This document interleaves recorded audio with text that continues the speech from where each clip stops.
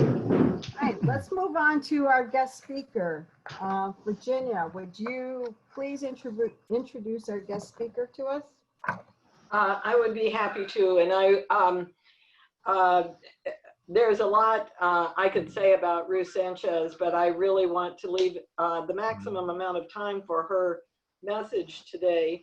Bob and I met Ruth about 2 years ago, and it was following having the CEO for Project C.U.R.E, Douglas Jackson, at our district conference. And we went up to Phoenix and toured the Project C.U.R.E warehouse. And I was so impressed with Ruth's energy and dedication and passion for this project. Ruth, prior to coming to Project C.U.R.E, spent 20 years, more than 20 years in the corporate and business area in development, fundraising, major gifts, team building. She had a 16-year career with American Express in multiple positions. She is an amazing volunteer and has been involved with the Special Olympics in Arizona and also the International Special Olympics Games in leadership roles and across states, and participated in the international games in Greece and the US. So an interesting thing about Ruth is she is a volunteer radio broadcaster and for Sun Sounds in Arizona, and she does radio reading for the blind and disabled. And I could say much more about Ruth. And I also have to apologize. We kind of left like thieves in the night to move to Hawaii. So, and Ruth didn't know about that. So I'd say, Ruth, welcome to Hawaii and to the Rotary Club of Hilo Bay. Thank you, Virginia. Hi, Bob. Thank you, Lorraine. Yes, it was a little bittersweet, wasn't it, Virginia? That moment we met and we connected, and I was so looking forward to working with you. And then the news is we're going to Hawaii, and I was very happy for you, but a little sad for us. So thank you for this honor. I really appreciate sharing our mission and our vision of Project C.U.R.E. And so I don't know if somebody's going to be doing the presentation, the PowerPoint, so I can follow it. Here we go. Wonderful. So we have been in the world of nonprofit since 1987, and the founders are still living in Denver, and their son, Doug Jackson, is our CEO and president, and has been our CEO for 21 years. And I feel like I've been there forever, because since joining 2 years ago, I've been able to manage a lot of projects and get 30 40-foot containers full of medical equipment and supplies to many parts of the underdeveloped countries that we partner with. So again, very proud of what we're doing out in the community. Next page, please.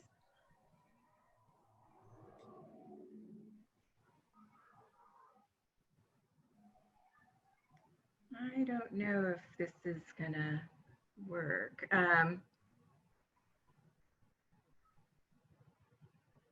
So I'm going to continue on with. Do you want this one? Excuse me. Do you want this one? Because it's like the next slide. Okay, so you set a slide so that it will change every minute. Is that okay?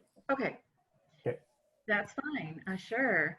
And so what we do and have been doing since 1987 is we procure medical equipment and supplies.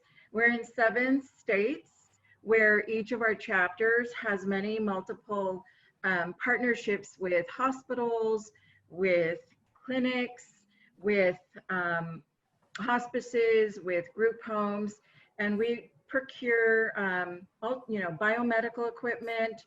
We procure supplies, consumables, the syringes, the gloves, the mask, surgical tools.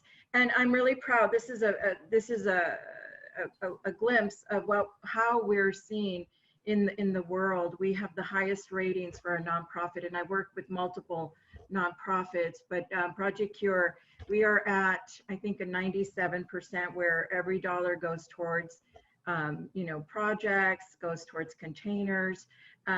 Like I said, we're in 7 different chapters. We're in Denver, which is our headquarters, then Phoenix, Houston, Chicago, Philadelphia, Nashville, and now we have a new subterranean warehouse in Kansas City.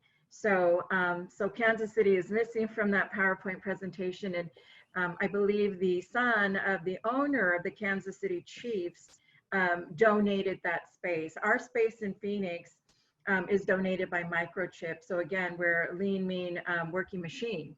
Like I was saying, we have been able to collect millions of dollars of usable medical supplies from everywhere in the United States. We even have California sometimes shipping us from some of their big hospitals equipment.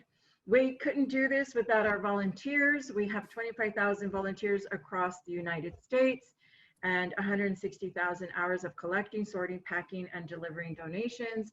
And just in the state of Arizona, we have 8,000 volunteers, and they can come from churches. We have a lot of Rotary presence, partners. I've done, I think, about 20, 30 Rotary presentations. And this is the first one not in Arizona. So yay, I was telling my boss, oh my goodness, I get to present to the Hilo Bay, Hawaii Rotary. And he's like, oh, well, good for you. And I'm like, have we ever done that before? And he goes, no. And I'm like, man, it'd be great if I could do that in person. But so we can continue on. This has been just an honor partnering with Rotary. We are also, so in 2019, last year, we delivered over 180 40-foot ocean containers valued at nearly 61 million in medical supplies and equipment to 50 countries. We have partnerships in 138 countries, and we're constantly, raising the bar to make sure that we're meeting the needs of the developing country. These are just my projects in Arizona. I'm working for Myanmar on a project. If we can just go back to the list of Myanmar, and that is for a leper colony that has specialized needs of specialized equipment, and there's about 2 hospitals, and I'm just begging my boss, so if I could go to Myanmar and do the medical assessments, because that's how we partner. We go to the places that are needing of our expertise. Right now, because we are in the COVID pandemic situation, we've not only continued to ship containers, just this month in September, well, coming up in September, we're going to ship about 23 containers. And so if we can just go back, I'm so sorry, if we can go back to the list. We are doing projects in Rwanda, Nigeria. I was in Nigeria last year, went to 4 government hospitals, and we're finally shipping that container out. Kenya, I'm working with the Charles Mully's Family Foundation, Children's Foundation, and DRC, Tanzania, Ghana, Somalia, Colombia, Uganda, Burundi, and Venezuela. And this list has continued to grow, but I didn't update it. But that can just give you a picture of the partnerships we have. So next slide, please. This is a photo of us delivering in Guatemala. And the village does get involved in unloading that, and there's a celebration. So that's just a glimpse of what we see. This is in Rwanda. This went to the Dream Center Hospital. And again, the people of the village are coming out to help, because that's a pretty big container. There's a lot of pictures here. We also have cure clinics where we send people who have a medical background, students that are going into that field, and we at times will try to, in tandem, make sure that we have a container as our team is on their way to set up some pop-up clinics. And we do procure surgical equipment, tools.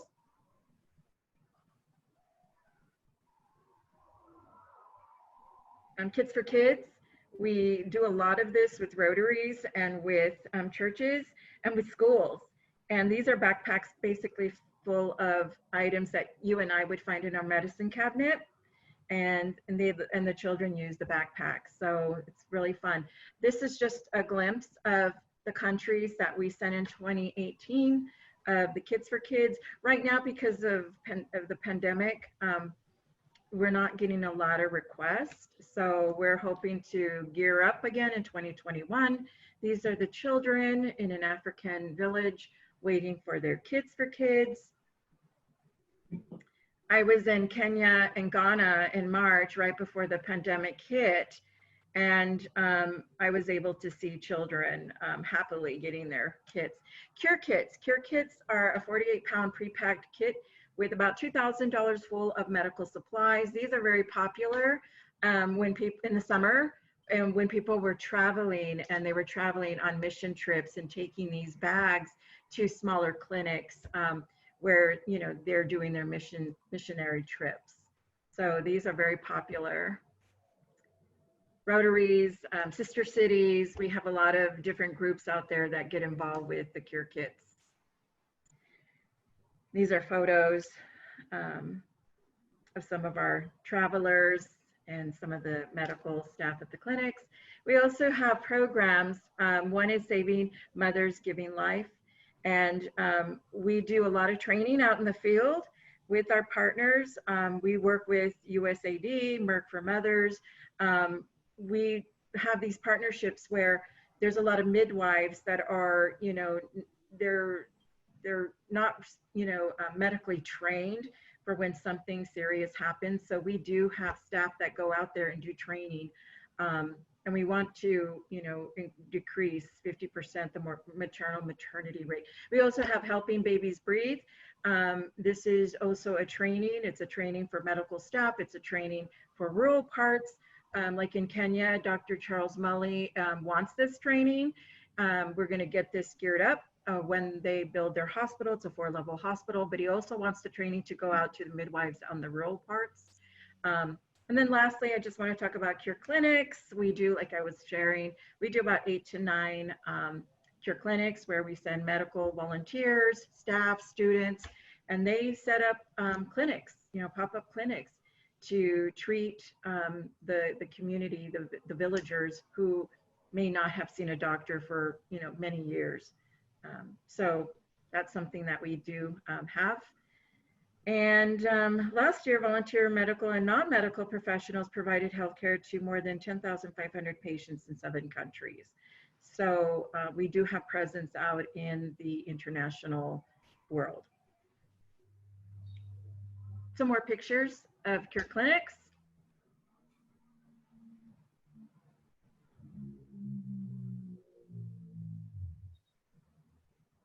And I think the rest are photos, you know, as the slides continues.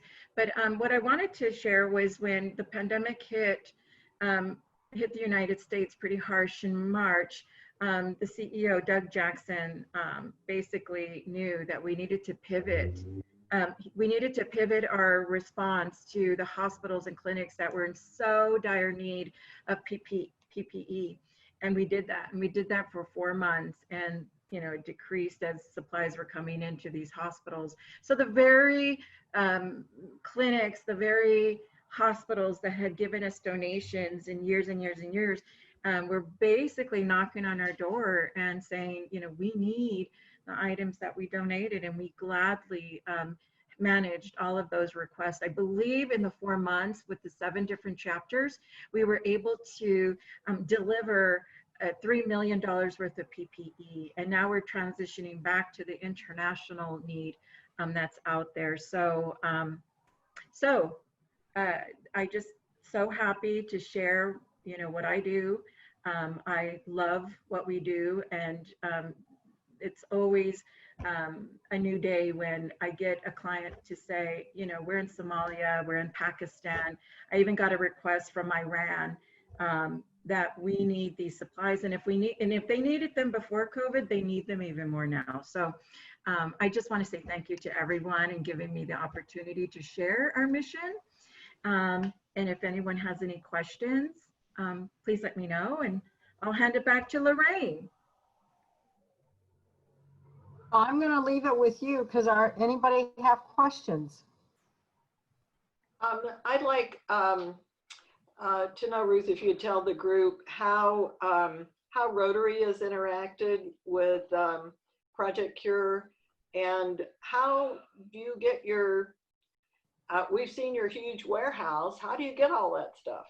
Yeah, so great questions, and I'll answer the first one about Rotary. So we have been in partnership with International Rotary and local Rotaries for as long as I believe Project C.U.R.E has been in the United States.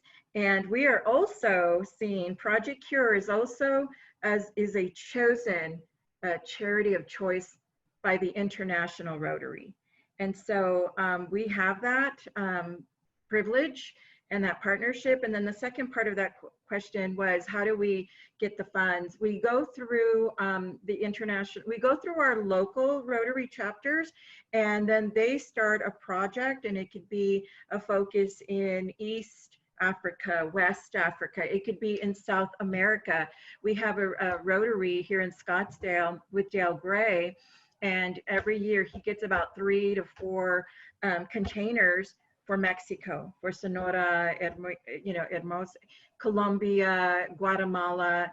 And so those how are the funds coming in from the Rotaries that we have the partnerships with. And then the second part of the question was, how do we get all of that in? So we have a 40,000 square foot, just in Arizona, warehouse that is filled from top to bottom of everything you could, even imagine coming from a hospital. So we have partnerships in the Valley, Mayo, Banner, Honor Health, Abrazos.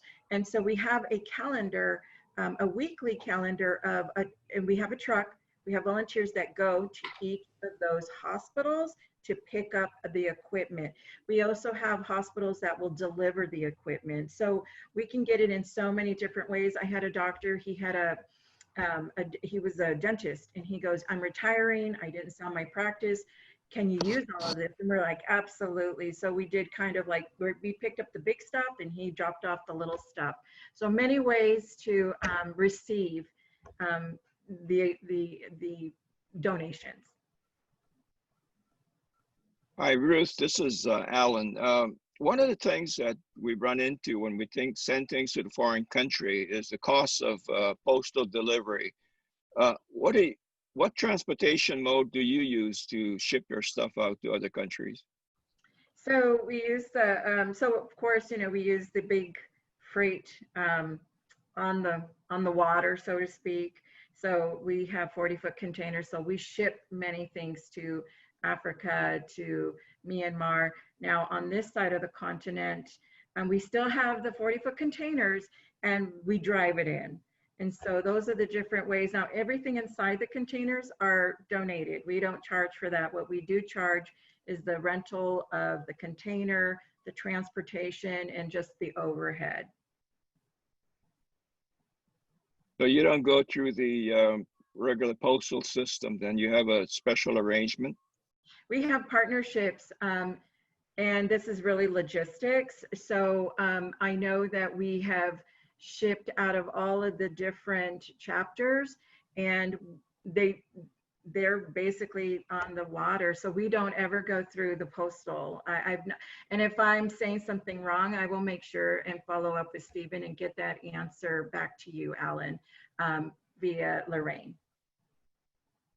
Could you also find out if there's some kind of inspection that's done on material that you send out? So usually there are inspections. And so, and I know we're really getting into logistics, which is fine, but I'm kind of not the end all expert. So when we do an assessment, we come back, we create a summary. The partners get the summary. And then once all of the, costs have been covered, then we provide a packing list. That packing list has, one anesthesia unit. It has, 5 boxes of syringes. Okay, that packing list cannot change once it's ready to go. And when it gets to customs, we already have agents, clearing agents are already ready for that container to go into the country. And so we try to stay away from, corruption, bribes, because we already have the Minister of Health for each of these containers, and it's already all set up. Now, if there are inspections, we have to make sure that there's no expired goods, because a lot of countries don't accept expired supplies. And we also have to make sure that that packing list has to absolutely match what's in that container. We don't ship pharma. We don't ship, we just ship medical supplies and equipment. We don't ship clothing, boots, anything outside of that. This really is a medical container, and we already have those approvals prior to it landing at the borders. Okay, thank you. You're welcome. Ruth, how do you get your funding? Because you have facilities around the country, about 5 of them. So for your overhead and that, a lot of your supplies are donated, but how do you get the money, the funds? Yeah, it's a really good question. And it's multiple diverse ways of funding. So funding can come from foundations. They can come from grants, which are, a lot of them are Rotary grants. We get them from fundraising events. Right now, that is a challenge because of the pandemic. So we're trying to be creative doing online, Zoom fundraising. We get private companies to come out. We get corporate companies to come and pay, like, let's just say we have a lot of oil companies that are partners with us. They're in many parts of Africa, and they are trying to be socially responsible with being out there. So Ghana, for instance, we have a shipping company that is out in Ghana, and what they do is they underwrite a clinic trip. They also underwrite about 10 containers to Ghana. So that's another way of getting funds. And a major gift donor. I cannot tell you how many times I have a container that needs about $10,000 to get it covered. And I'll get a major donor to come in and say, you know what, I want to do something. What do you need? And I'm like, well, this container, let me tell you a little bit about it. I have the background in my mind because there's such critical need. And then they just write the check. So very, various, I love those ones, right? Various ways for funding. Wow, thank you. You're welcome.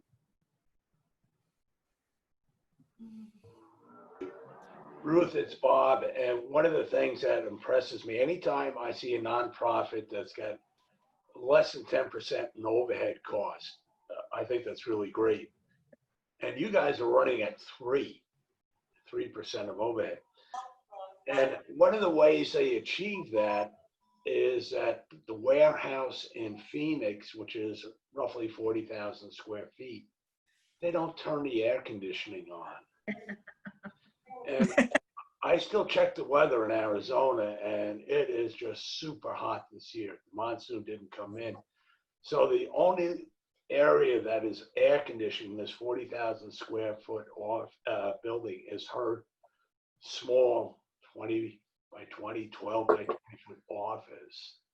And the volunteers, a lot of them come in at night because it does cool off in the desert, even Phoenix. And they work at night. That's the way one way they keep the overhead down, which is unheard of in Arizona anymore. Yeah, so we also have the volunteer sort room that has AC. So I tell the volunteers, make sure you stay in that volunteer sort room because it can get really hot. I think it's supposed to be 115 plus today. And we are being very responsible. So we're bringing in small amounts of volunteers who are socially distanced as they do the sorting. Everybody wears a mask. We have hand sanitizers. but we are really just wanting to continue our work despite of the challenges that all of us are facing. So Ruth, one other question. Looking at your list of countries, they're kind of not on our side of the world, so to speak. And I know that there are projects here that go to Bali, for example. How do you establish working with a new country, and kind of what is that process? So yes, that's a really good question. We have Melissa Espasti. She's an employee of ours, and she works out of Washington. She has all of the different relationships with the ambassadors. And so what she'll do is when there's a person who says, I need a container, and it's not a country that we've done work with together, she will make sure she reaches out to the ambassadors, reaches out to the Ministry of Health, and we start forming those relationships. And we have to do it way before that container ever gets there, because we're new to each other. We start the conversation, we start the relationship, and that trust starts slowly building, because you know, we both, each of us, have to have that really good sense of this container is going to make it to the place where it needs to go to, and you know, and we need to continue the relationship. Not, oh, here's the container, bye. No, we follow up. We have surveys. We have touch base meetings, and an assessment. Like I went to an assessment in Nigeria. That assessment is good for 5 years. So even though they have one container going for 4 hospitals, they're going to want more containers. So it's really good that we stay connected, we stay in touch, and especially with the new partners, because it's just the beginning of a relationship.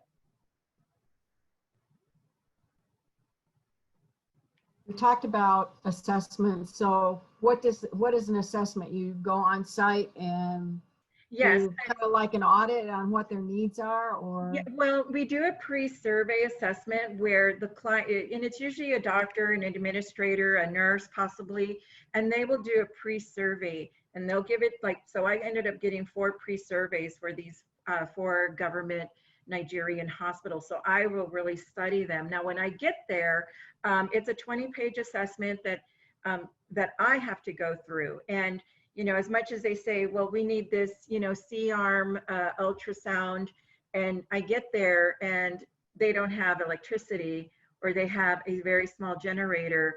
The question is, you know, can you support this? And then second, you have a technician that can continue to monitor. So we go room to room to room. So we may say, they may say, we need this, this, this, and I may come back and say, well, you actually also need a transformer if you're going to get an anesthesia unit.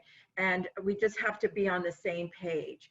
And so it is going from hospital to hospital. And some of those assessments can take hours because you're just going line by line and you're interviewing everyone. And so everyone feels really good when I come back to United States that packing list is really going to match what their needs are, and if they can support what biomedical equipment they're asking for.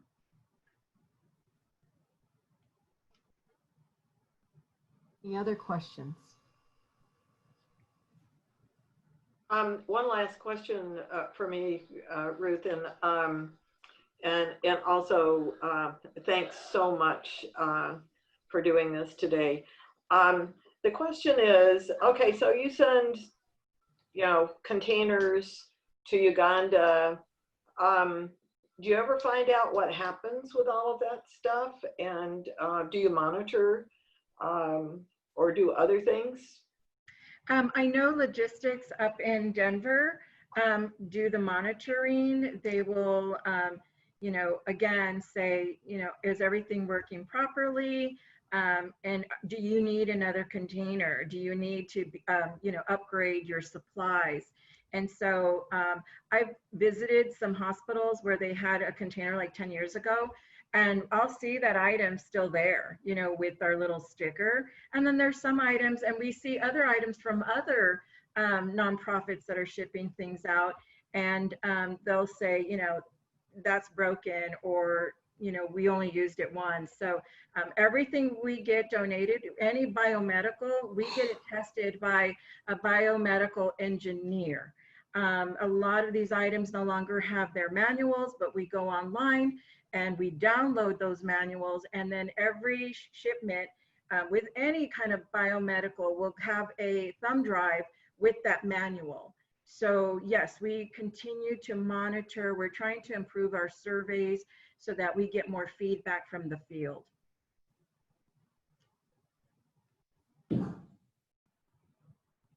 Well, thank you, everyone. I got to get on the road. I have to be in Mesa for another meeting, but I just want to say thank you. I'm honored to meet every one of you, and I'm just so happy that I was able to meet and share what we do. And I love the Rotarian partnership that we have. So thank you. Thank you for your work. Thank you. This is, actually, I had heard about folks similar to, I don't think it was Project C.U.R.E. So I've heard about it. This is the first time that I've actually had the experience of learning about what you do, and it's awesome. And thank you for joining us this morning. And I used to live in Mesa, so enjoy the ride. I don't recognize it anymore, but well, so thank you so much. Thank you. Take care. Thank you. Aloha.